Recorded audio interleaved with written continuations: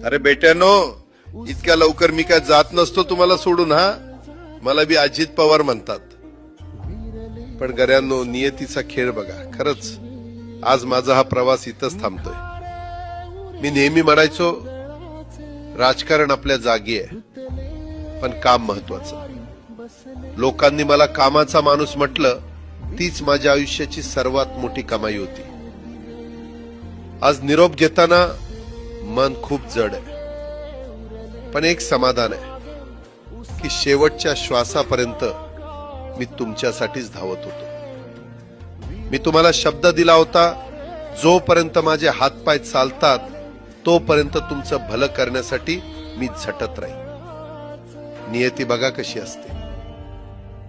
आज माझ्या हक्काच्या बारामतीच्या मातीत तुमच्या सेवेसाठी येत असतानाच माझे हातपाय कायमचे विसावले.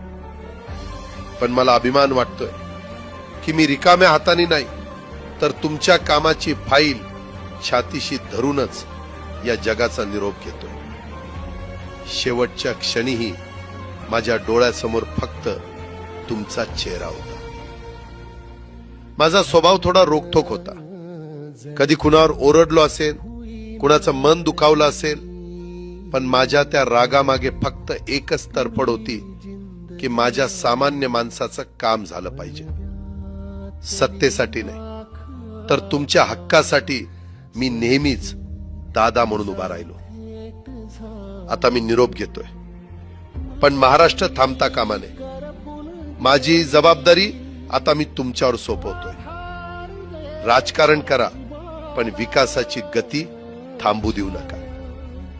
जाता जाता माझ्या शैलीत डोळे पुसून शेवटचं सांगतो, आता रडत बसू नका. उठा आणि कामाला लागा. माझा महाराष्ट्र आपल्याला अजून खूप पुढे न्यायचा आहे. तुमचाच कामाचा माणूस, अजितदादा पवार.